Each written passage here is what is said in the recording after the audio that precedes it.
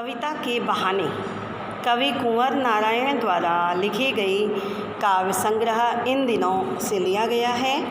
इस कविता के माध्यम से कवि कविता की तुलना के लिए कई उदाहरण दे रहे हैं, जैसे चिड़िया का उदाहरण है और फूल है तथा छोटे बच्चे के खेल का उदाहरण। तो इनका उदाहरण इनके प्रमुख गुणों को लेकर लिया गया है। तो इसमें जैसे पहला उदाहरण उन्होंने लिया है चिड़िया। तो चिड़िया का गुण होता है आसमान में उड़ना, दूर दूर तक उड़ना। तो कवि भी कह रहे हैं कि जिस प्रकार चिड़िया आसमान में उड़ती है उसी प्रकार कवि भी उड़ान रखते हैं, कविता भी उड़ान रखती है, वह अपनी कल्पना में।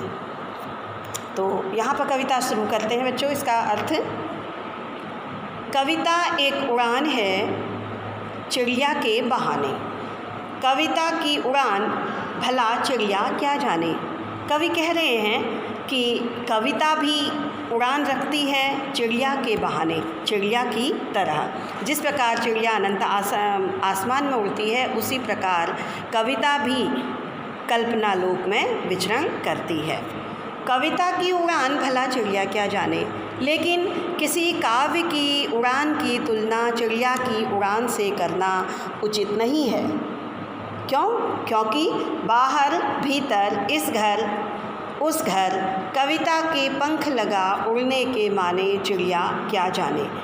क्योंकि चिड़िया की उड़ान की सीमा तो या घर से बाहर भीतर एक घर से दूसरे घर में होती है, वह एक निश्चित सीमा तक ही उड़ सकती है। लेकिन अच्छा काव्य देश काल जाति बंधन की सीमाओं को भूलकर दूर दूर तक वह पढ़ा जाता है और प्रसिद्धि पाता है। तो कविता के पंख लगा उड़ने के माने चिड़िया क्या जाने। जिस प्रकार कविता, अच्छी कविता पंख लगाकर उड़ती है उसी प्रकार वह कह रहे हैं कि इस उड़ान की तुलना हम चिड़िया के साथ उचित नहीं है, क्योंकि चिड़िया की उड़ान की सीमा निश्चित है लेकिन काव्य की कल्पना शक्ति की उड़ान निश्चित नहीं है। बच्चों, कविता में यहाँ पर हम अब कविता की तुलना के लिए दूसरे उदाहरण में आते हैं। यहाँ पर दूसरा उदाहरण यहाँ पर कवि ने दिया है। कवि यहाँ पर कह रहे हैं कि कविता एक खिलना है फूलों के बहाने, कविता का खिलना भला फूल क्या जाने।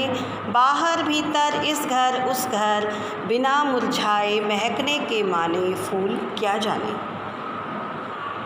तो कविता एक खिलना है, कविता भी खिलती है फूलों के बहाने, फूलों की तरह। एक अच्छी कविता भी फूलों की तरह खिलती है।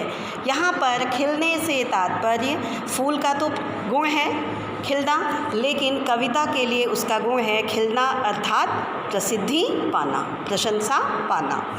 कविता का खिलना भला फूल क्या जाने, लेकिन कविता का प्रसिद्धि होना या कविता का खिलना, फूल से इसकी तुलना उचित नहीं है। फूल इसके खिलने को नहीं समझ सकता। बाहर भीतर इस घर उस घर, क्योंकि फूल के भी खिलने की एक निश्चित सीमा होती है। वह बाहर, घर से बाहर भीतर इस एक घर दो घर, अधिक से अधिक एक अपनी निश्चित सीमा तक अपनी सुगंध फैला सकता है। फूल उतनी ही जो इसकी सीमा होगी उतने तक ही वह अपनी सुगंध फैलाएगा, उतनी ही समय तक वह खिलेगा। लेकिन कविता देश काल की सीमाओं को तोड़कर सभी के मन को आनंदित करती है, सुगंध पहुंचाती है। यहाँ पर सुगंध से तात्पर्य लोगों को आनंदित करना है और खिलने से तात्पर्य प्रशंसा पाना है। बिना मुरझाए महकने के माने फूल क्या जाने। क्योंकि यहाँ पर कवि कह रहे हैं कि फूल जब खिलता है तो अपनी सुगंध से लोगों को अपनी ओर आकर्षित करता है, लेकिन जब वह मुरझा जाता है उसके बाद उसमें कोई सुगंध नहीं रहती। मुरझाने पर उसे बेकार समझकर फेंक दिया जाता है। लेकिन कविता जितनी मुरझाई अर्थात जितनी पुरानी हो, यहाँ पर मुरझाने से तात्पर्य पुराना होने से है, कविता जितनी पुरानी होगी वह और अधिक प्रसिद्धि पाएगी, लोगों के मन को उतना अधिक आनंदित करेगी। इसलिए यहाँ पर फूल के साथ कविता की तुलना करना उचित नहीं है, क्योंकि कविता, क्योंकि फूल एक निश्चित सीमा तक ही प्रसिद्धि पा सकता है, खुशबू दे सकता है, लेकिन कविता की प्रसिद्धि की कोई सीमा नहीं होती। कविता की तुलना बच्चों के खेल के साथ कर रहे हैं कि जिस प्रकार बच्चे सभी बंधनों को भूलकर सभी घरों को एक कर देते हैं, अर्थात सभी में एकता स्थापित कर देते हैं, उसी प्रकार एक अच्छा काव्य भी समाज में एकता स्थापित करने का काम करता है। कहते हैं कविता एक खेल है बच्चों के बहाने। एक अच्छी कविता बच्चों के खेल की तरह है, बाहर भीतर यह घर वह घर। जिस प्रकार बच्चे खेल खेल में एक घर से दूसरे घर तक जाते हैं, सभी घरों के आपसी मनमुटाव को भूलकर उनमें एकता की भावना स्थापित कर देते हैं, एकता की भावना उनमें जगाते हैं, उसी प्रकार एक अच्छा काव्य भी लोगों में एकता स्थापित करने का काम करता है, समाज में जागरूकता फैलाता है। उसी तरह कवि कह रहे हैं कि कविता की तुलना बच्चों के खेल के साथ करना उचित है। धन्यवाद बच्चों। यहाँ पर बच्चों पाठ पर आधारित प्रश्न उत्तर पर आते हैं। तो पहले प्रश्न में मैं आ रही हूँ, सब घर एक कर देना के माने क्या हैं? अर्थात सब घर एक कर देना का सामान्य अर्थ क्या है?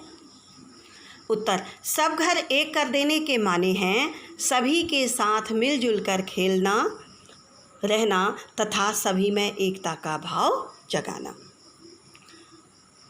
अगला प्रश्न है आपका, कविता के संदर्भ में उड़ना क्या अर्थ रखता है? उड़ना शब्द सामान्यतः चिड़िया के लिए प्रयुक्त किया जाता है, लेकिन चिड़िया के पंखों की उड़ान की एक निश्चित सीमा होती है। कविता के संदर्भ में उड़ना शब्द का अर्थ देश काल की सीमाओं को पार कर सभी के मन को आनंदित करना तथा प्रसिद्धि पाना है। आगे प्रश्नों में आते हैं। अब आपका अगला तीसरा प्रश्न आता है, कविता के संबंध में खिलना तथा बिना मुरझाए महकना के माने क्या हैं? इसका उत्तर है, खिलना शब्द फूल के लिए प्रयुक्त होता है। फूल खिलकर महकता है, समय बीत जाने पर मुरझाकर बेकार हो जाता है।